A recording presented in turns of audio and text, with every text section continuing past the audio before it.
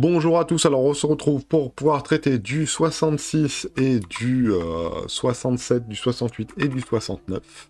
Et ce, sans faire d'erreurs trop en tout cas, parce que là, ce matin, c'est difficile, je fais beaucoup d'erreurs de calcul, donc il faut vraiment que je me concentre. Et donc le 66, donc il faut tracer cette fameuse fonction qui est en deux morceaux.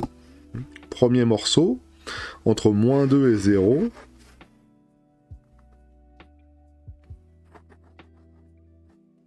entre moins 2 et 0, entre moins 2 et 0. Alors, moins 2, alors je l'ai peut-être fait encore un peu bas, bien sûr, parce que je sais à peu près à quoi ça devrait ressembler. Voilà. Entre moins 2 et 0. Voilà, c'est un peu plus bas ici. Voilà, entre moins 2 et 0, on va la mettre par là, voilà. Hop, ici, là. Alors, allez, moins 1 ici, moins 2 là. Moins 1, moins 2.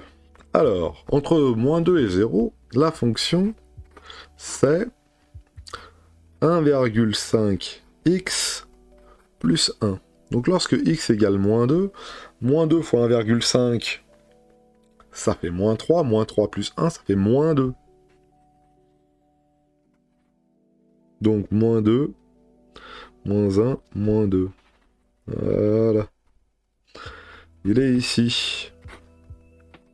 Et lorsque je prends x égale 0, donc ça va me faire 1. Ici. Voilà. Et la deuxième partie de la fonction, c'est lorsque c'est compris, x compris entre 0 et 2. Alors attention, petite subtilité. La fonction vaut 2x plus 1. Alors moi je mets y, hein, parce que c'est f de x, hein, c'est la même chose. Hein. F de x c'est une fois ça, c'est une fois ça. Ok. Petite subtilité, regardez comment est définie la fonction. Ça va être x qui est compris entre moins 2 et 0, 0 compris. Et ici, là, x compris entre 0 et 2, attention, 0 n'est pas compris. Donc je peux pas mettre dans mon tableau 0 à proprement parler, parce que pour x qui vaut 0, je sais que ça vaut 1 ici, mais je sais, ça c'est en utilisant la première partie de la fonction. La deuxième partie de la fonction ici, il faut par exemple que je mette 1. 2 fois 1, 2, plus 1, 3. 2 fois 2, 4, plus 1, 5. Donc il faut que je place le point 1, 3. 1, 3 est situé ici, et 2, 5, 4, 5 est situé là. Donc ma fonction, elle est comme ça. Maintenant, la question est de savoir, est-ce que cette fonction est continue? Alors pour savoir si elle est continue, il faut déjà calculer dans un premier temps f de 0. C'est facile, monsieur. F de 0, je vais utiliser cette partie-là de la fonction, et f de 0, ça fait 1,5 fois 0 plus 1, et tout ça, ça vaut 0. Donc on sait que ici, on est à 0. Maintenant la question est, si je prends la deuxième partie de la fonction, si je fais tendre x vers 0 par valeur positive, est-ce que je tombe sur f de 0? Si en faisant tendre x par valeur positive, je tombe sur f de 0, c'est bon. Alors c'est un petit peu rigoureux, mais c'est comme ça qu'il faut faire. Ok? On peut pas dire je calcule f de 0 pour à gauche et puis f de 0 pour à droite. Non. Pourquoi? Parce que f de 0 n'est défini que à gauche, entre guillemets. À droite, il faut que je fasse, vu que c'est pas défini, je vais faire tendre x vers 0. En sachant que de f de x, donc c'est en sachant que c'est la partie droite de la fonction. Donc c'est limite de 2x plus 1 quand x tend vers 0, par x par valeur positive. Puis vu que c'est x par valeur positive, c'est bien cette partie-là de la fonction qui m'intéresse. Et lorsque je fais tendre x vers 0, bah ça fait 2 fois 0 plus 1. Et là, entre guillemets, quand x va se rapprocher de 0, ma limite va se rapprocher de 0. Ma fonction va se rapprocher de 0, donc ma limite est égale à 0. Et là, va se rapprocher de 1, excusez-moi. Et là, putain, de 1. 0 plus 1, voilà. Et là, c'est bien f de 0. Ok? Donc ça, c'est la valeur qu'on trouve quand on calcule la limite, on tombe bien sur f de 0 qu'il y a ici. Quand je vous dis que ce matin, il y a beaucoup d'erreurs. Donc on fait doucement. Donc on a bien, si je veux le démontrer proprement, hein, on a limite de f de x quand x tend vers 0 par valeur positive qui est égale à f de 0. Donc c'est continu. F continue en 0. Ok, en x qui vaut 0. Ok, l'idée est là, hein. L'idée c'est de se dire est-ce que la partie gauche et la partie droite de la fonction elles se touchent. Pour savoir si ça se touche, bah, je regarde f de 0 combien ça fait, bah, ça fait 1. Et je regarde la limite de f de x quand x tend vers 0 par valeur positive, ça fait 1 aussi. Voilà pour le petit a, et voilà pour le petit b. Voilà. Et maintenant il faut calculer une intégrale de tout ça. Alors pour calculer l'intégrale de tout ça, très facile, hein. L'intégrale de moins 2 à 2 de f de x dx, et ben c'est l'intégrale de moins 2 à 0 de f de x dx, plus l'intégrale de 0 à 2 de f de x dx. Voilà.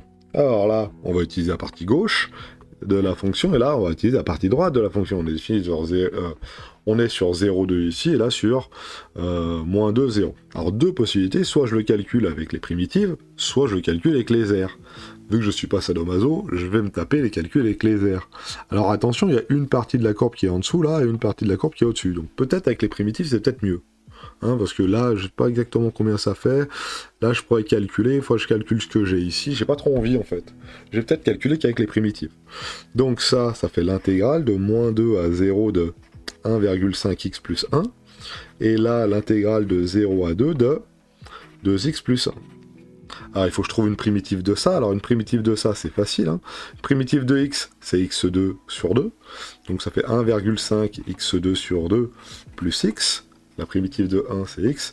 Et tout ça pris entre moins 2 et 0. Plus, le plus, la primitive de 2x, c'est x au carré. La primitive de 1, c'est x pris entre 0 et 2. Donc, à chaque fois que je vais avoir les valeurs de 0, bah, ça va faire 0. Ici, dans notre cas, ici, si je remplace x par 0, bah, tout ça, ça fait 0. Moins. Lorsque je remplace tout ça par moins 2, donc ça fait 1,5 fois moins 2 au carré. Moins 2 au carré, ça fait 4. 4 divisé par 2, ça fait 2. 1,5 fois 2, ça fait donc 3. 3 plus moins 2, donc ça fait moins 2 ici. Donc ça va faire moins 1. On est d'accord. Plus, puis ça a l'air d'être normal, pourquoi? Ça fait quelque chose de négatif. Parce que... Pourquoi j'ai... Ouais, si, plus moins 2. Regardez, l'air qui est en dessous, là, elle est quand même un peu plus importante que l'air qu'il y a là. Donc la différence des deux airs qui sont ici, ça doit être 1, à mon avis. Hein. Si on trace le triangle comme ça, là, ça doit faire 1. Enfin bon, on peut se débrouiller pour essayer de retrouver nos petits. Voilà, à mon avis... je suis pas sûr même qu'on se tromperait pas un peu. On va vérifier après. Entre 0 et 2... Je me trompe tout le temps sur ce truc. Entre 0 et 2. Donc, pour x qui vaut 2, ça fait 4 plus 2, ça fait 6. Pour x qui vaut 0, ça fait 0, il reste 6. Donc, au final, ça donnerait moins 1, ça devrait donner 5. Ça devrait donner 5. Et pour ça, il faut vérifier. Alors, je vais mettre une petite pause, parce que peut-être je me suis planté. Hein. Bon, j'avais du mal à m'en convaincre, parce que j'avais fait une erreur d'interprétation, en fait, géographique. Géométrique. C'est pas ces terres-là hein, qu'il faut enlever. Attention, c'est l'air sous la courbe. L'air sous la courbe entre moins 2 et 1, c'est celle-là. Voilà. Donc j'ai bien le moins 2 ici et le moins 1 là. Hein. Là, ça paraît un peu plus logique que cet air-là. Moins cet air-là. Ça a l'air de faire 1. Hein.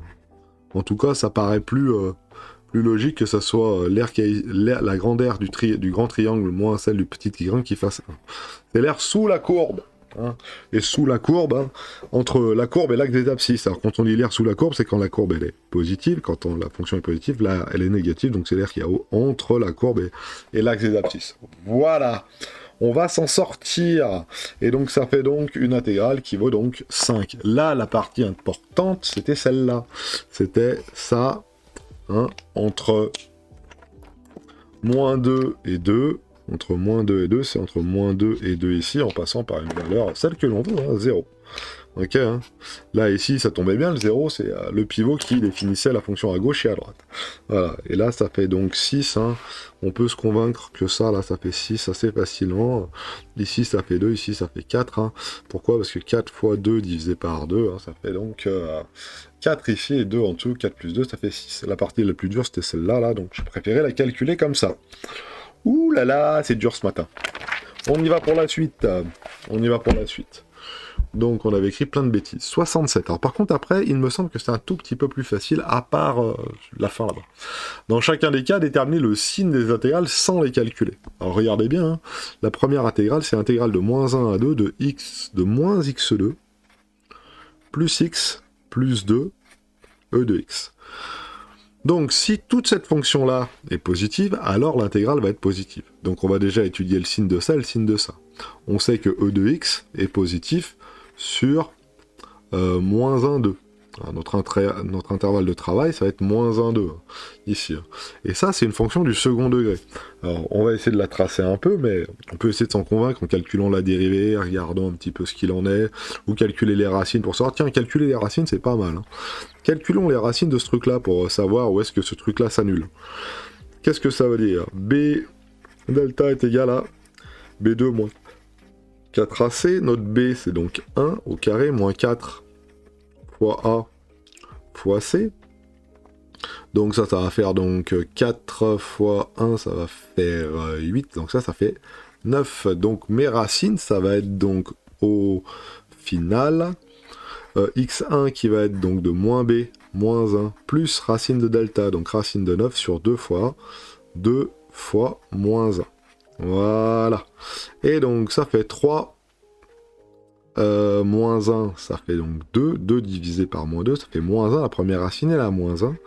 Et la deuxième racine, donc c'est la même chose que celle-ci, moins 1, moins racine de 9 sur 2 fois moins 1. Donc ça fait moins 2. Moins 4 divisé par moins 2, ça fait 2. Donc au final, on a un tableau de signes qui ressemble à ça avec moins 1 ici et 2 là. Ici, ça fait 0, ici, ça fait 0. Et f va être donc positive. Hein. Ici, pourquoi? Parce que c'est bien moins 1, ça. Recalcule, Cédric. Moins 1 plus 3, ça fait donc moins 2. Moins 2 sur moins... Ça fait plus 1. Voilà. Ça me va pas du tout, en fait, comme calcul.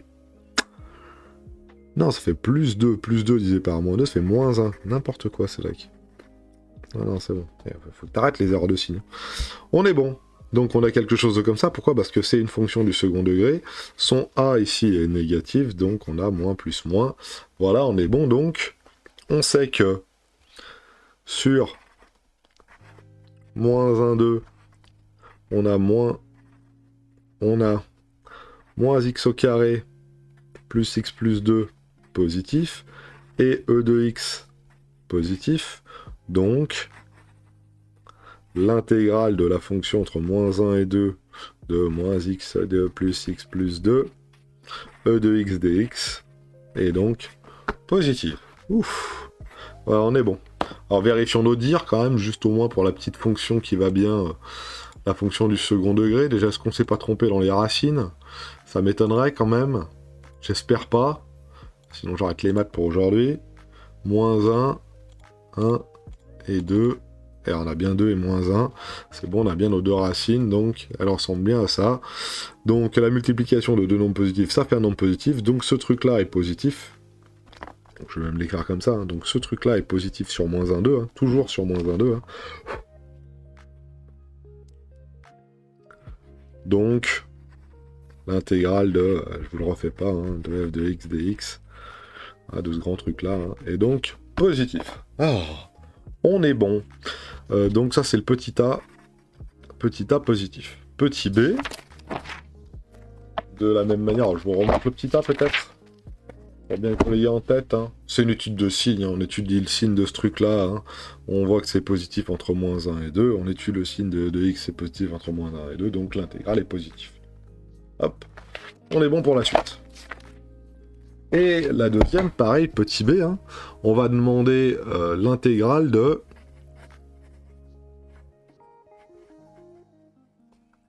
l'intégrale de 0,5 à 1 de ln de x dx.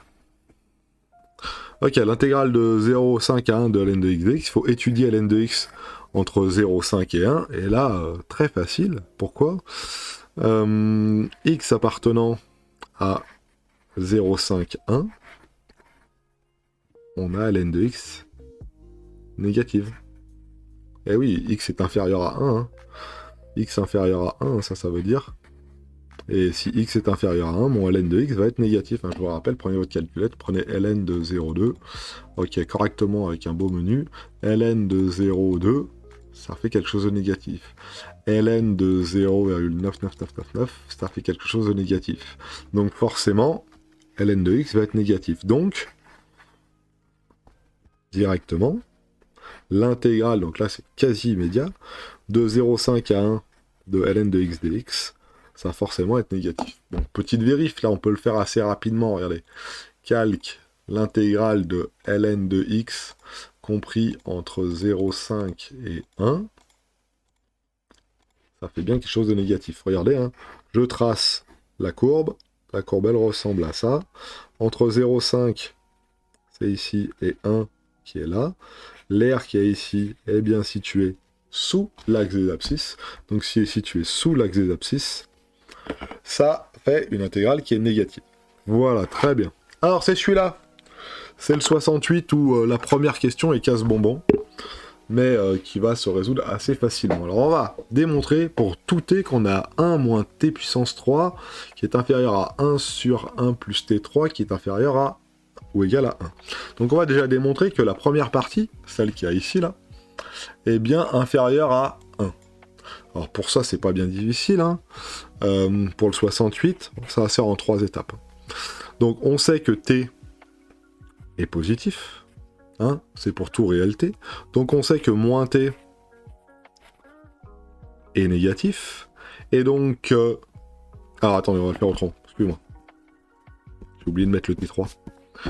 T est positif, donc t puissance 3 est donc positif, un nombre positif que je mets à la puissance 3, ça fait un nombre positif, donc moins t à la puissance 3 est donc négatif, et donc si j'ajoute 1 à gauche et à droite, ce que j'ai le droit de faire, ça me fait donc moins 1 moins t puissance 3 inférieur ou égal à 1. Donc on se retrouve ici avec une égalité, la première inégalité. Maintenant, la deuxième inégalité, c'est la même chose, c'est le même principe, hein. T est positif, donc T3 est positif, donc T3 plus 1, j'ajoute 1 à gauche et à droite, 1 plus T3 est supérieur ou égal à 1, et lorsque je vais inverser, hein, lorsque je vais mettre 1 sur T3, hein, la fonction 1 sur x est décroissante, donc les images sont rangées dans l'ordre inverse des antécédents, donc si là, 1 sur x décroissant, donc ça change le sens de l'inégalité. Si vous avez un doute, hein, 2 est plus petit que 3, oui, mais 1,5 est plus grand que 1 tiers. Hein. On est moins nombreux à 2 qu'à 3, par contre je mangerai plus de pizza si j'en mange la moitié que si j'en mange le tiers. Donc inverser, passer à l'inverse, hein, ça change le sens d'une inégalité. Donc là on a nos deux... on a déjà démontré que ça c'est plus petit que ça, et on a démontré que ça c'est plus petit que 1. Maintenant, il faut démontrer que celui-ci est plus petit que celui-là. Alors, pour démontrer que celui-ci est plus petit que celui-là, je vais faire un truc simple. Je vais faire la différence des deux. Si la différence est positive, ça veut dire que le premier est plus petit que l'autre, et sinon, c'est l'inverse. Donc, on va déjà faire la différence de 1 moins T3 moins 1 sur 1 plus T3. Ok ? Et on va regarder ce que ça fait. Alors pour pouvoir écrire ça, il faut tout mettre sur le même dénominateur. Pour tout mettre sur le même dénominateur, il faut que je mette 1 plus T3 comme ça, facteur de 1 moins T3 comme ça, moins 1, le tout sur 1 plus T3. J'ai mis au même dénominateur. Hein. J'ai multiplié en haut et en bas là, par 1 plus T3 sur 1 plus T3. Ça ne change pas le truc qui est ici, parce que ça vaut 1, et 1 fois quelque chose, ça ne change rien. Et donc j'ai ça. Donc maintenant, il faut que je développe tout ça. Alors en développant tout ça, je vais vous éviter tous les calculs. Hein. T3 fois T3, ça fait T6. T3 fois 1, ça fait T3. Et 1 fois moins T3, ça fait moins T3. Donc déjà, il y a des T3 qui vont s'en aller. J'ai un T6 qui reste. Un moins T6 et un plus 1. 1 moins T6 moins 1. Le tout divisé par 1 plus T3. Et au final, il me reste quoi? Il me reste moins T6. Les 1 s'en vont. Hein. Moins T6 sur 1 plus T3. Voilà. Moins T6 sur 1 plus T3. T est un peu parti en cacahuète. Très bien. T est positif. Donc T6 est positif. Donc tout ça, c'est négatif. Et ça, c'est positif. Donc tout ça, c'est négatif. Donc au final, le truc bleu qu'il y avait ici, moins le truc orange qu'il y avait là, c'est quelque chose de négatif. Donc si c'est quelque chose de négatif, alors le bleu est plus petit que le orange. Donc on peut directement conclure. Alors le bleu 1 moins t3 est plus petit que 1 moins 1 plus t3. Voilà. On est bon. On est bon pour ça. Ça, on va l'encadrer. Et on a démontré ce qu'il voulait qu'on démontre au petit a. Donc vous voyez, là, le principe, ça se passe en 3 temps. Déjà, on démontre que 1 moins t3 est plus petit que 1. Alors, on pourrait faire la différence. Hein. On fait 1 moins t3 moins 1, et puis on regarde quel est le plus grand, quel est le plus petit. Hein. Ça nous donne 1 moins t3, et 1 moins t3 est donc négatif, donc c'est bien ce truc-là qui est fait. Pareil pour celui-ci. Alors celui-là, j'ai préféré passer par là. Hein. Il y a une deuxième solution. Et là, le troisième temps, c'est faire la différence de deux choses pour pouvoir savoir quelle est la plus grande. Chaque fois que vous voulez savoir comparer les choses ou déterminer un signe, hein, essayez de faire la différence des deux. Okay. Si vous faites la différence d'un moins le second, et que cette différence est donc négative, le premier est plus petit que le second. Voilà. Allez, c'est parti pour l'encadrement de 1 sur T3. Et là, c'est facile. Pourquoi ? Parce que, regardez bien, je sais que 1 moins T3 est inférieur ou égal à 1 plus T3, qui est inférieur à 1. Et moi, je veux encadrer 1 moins 1 plus T3, T puissance 3. Prendre un autre stylo peut-être. 1 sur T puissance 3, 1 sur 1 plus T puissance 3 dt, entre 0 et 1. Entre 0 et 1, et ben je sais que c'est l'intégrale de 1 moins T3 dt, et ici pareil, intégrale de 1 dt. Voilà. Donc c'est parti, donc ça là, c'est peut-être même pas la peine de le... Ça fait 1. Alors comment il sait Todaro ? Bah c'est quoi la fonction f de x égale 1 ? La fonction f de x égale 1, c'est ça. 1 à 1 ici. Et moi je veux son intégrale de 0 à 1. Donc en fait c'est l'air du carré qu'il y a là. Et l'air du carré qu'il y a là, il fait 1 sur 1. Donc ça fait 1. Voilà. Voilà pour ça. Sinon, hein, une primitive c'est x. Hein. X pris entre 0 et 1. X qui vaut 1, ça vaut 1. X qui vaut 0, ça vaut 0. 1 moins 0, ça fait 1. Voilà, bon. Donc ça, c'est ce que je cherche. J'y touche pas. Parce que en plus, calculer une primitive de ce truc-là, j'ai pas trop envie. Hein, ça a l'air d'être un peu compliqué. Donc je vais le laisser de côté. Par contre, une primitive de ça me botte. Pourquoi ? C'est une primitive de 1, je sais que c'est x. Et une primitive de t3, je sais que... Alors, une primitive de 1, c'est t. Voilà. Et une primitive de t3, je sais que c'est t4 sur 4. Je sais pas pourquoi j'ai mis des x. Voilà. C'est des t à chaque fois. Ils m'ont mis des t d'ailleurs. Ça marche pas avec des x. Hein. Voilà. T moins t sur 4 pris entre 0 et 1. Voilà. Donc pour 1, ça fait 1 moins 1 quart. Et pour 0, ça fait 0. Et 1 moins 1 quart, ça fait quoi ? 3 quarts. Hein ? Quand je prends 1 ici, 1 moins 1 puissance 4, ah, ça tombe bien, ça fait 1. 1 sur 4 fait 1 quart, 1 moins 1 quart, 3 quarts. Après, quand je prends t égale 0, donc ça fait 0 moins 0, ça fait 0, donc ça ferait donc moins 0. Donc cette intégrale-là est donc comprise entre 3 quarts, donc 0,75, et 1. Alors bien sûr, vous doutez bien qu'on va vérifier un grand coup de F4, et on met 1 divisé par 1 plus x puissance 3, on ferme la parenthèse, on met une virgule de 0, une virgule jusqu'à 1, et on ferme ici. Et on a bien 0,80, ça c'est environ 0,83, ça c'est environ 0,75, c'est même égal à 0,75, et là on est bien à 1. On ne s'est pas tombé ni sur le signe, ni sur l'encadrement, ni sur rien. On est bon. Et le dernier, donc, le 69 factorisé. Alors là, pareil, hein. Oulala, c'est pas si évident que ça. Le 69, ln de x au carré, moins ln de x. Taillons notre stylo. Crayon taillé, on peut y aller. ln de x au carré moins ln de x, qu'est-ce que c'est ? On vous demande d'étudier son signe et de factoriser la différence. Donc d'abord, factorisons la différence. Donc ln de x au carré, bah, c'est ln de x fois ln de x. Donc ln de x tout court, c'est ln de x fois 1. Donc on peut écrire ça comme ça. ln de x fois ln de x moins ln de x fois 1. Alors, je sais que vous n'aimez pas trop ça, factoriser, mais on a bien un facteur en commun ici qui est donc ln de x. On peut le mettre en facteur. Ça va me donner ln de x, facteur de ln de x moins 1. En effet, si je développe ça, je retombe sur l'expression du haut. Et maintenant, il faut que j'étudie le signe de ça sur x qui appartient à 1e. Bah, pour x qui appartient à l'intervalle 1e, qu'est-ce qu'on a? Eh ben, on a ln de x qui est positif. Supérieur à 0. Ah oui, parce que ln de 1, ça vaut 1. Ln de x, c'est une fonction positive. 1, c'est sa définition. Sur 1e, on est bien positif. Ok. Et donc, ln de x moins 1. Ln de x moins 1 est donc supérieur à moins 1. Alors, ln de x moins 1, qu'est-ce que t'écris, Cédric? Allez, ln de x moins 1. Hein. Ln de x moins 1 est donc supérieur à moins 1. Ok. Mais la valeur max, c'est e. Donc, ln de e, ça fait 1. Donc, ici, hein, on est compris comme ça.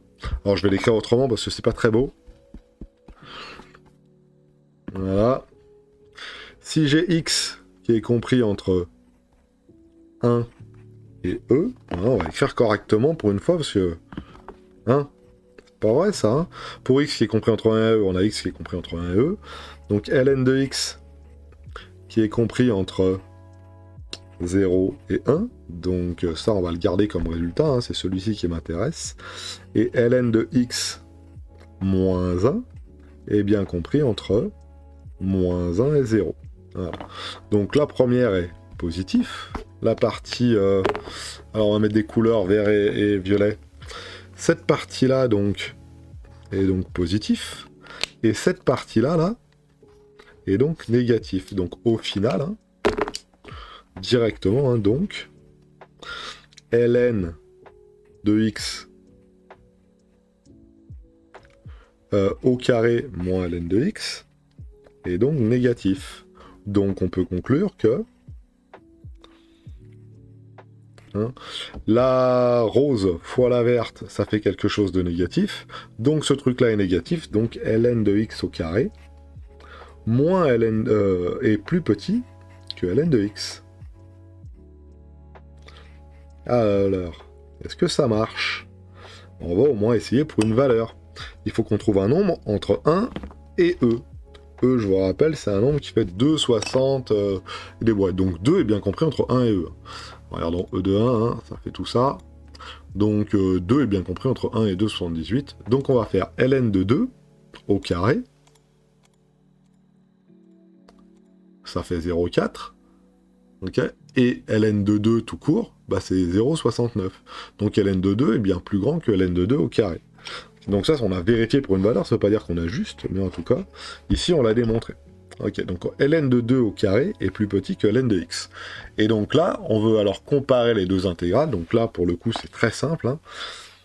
Donc, l'intégrale de 1 sur e de ln de x au carré dx est donc plus petit que l'intégrale de 1 sur e de ln de x dx. Voilà. Alors, bien sûr qu'on va pouvoir essayer de le vérifier. Alors, par contre, est-ce que la calculette va pouvoir le faire? Parce que ln de x au carré, il va peut-être gueuler un peu le truc. Ln de x, le tout au carré, attention. Hein. C'est ce truc-là hein, qui est au carré. Hein. Compris entre 0 et 1. Voilà. Ln de x, le tout au carré, compris entre 0 et 1.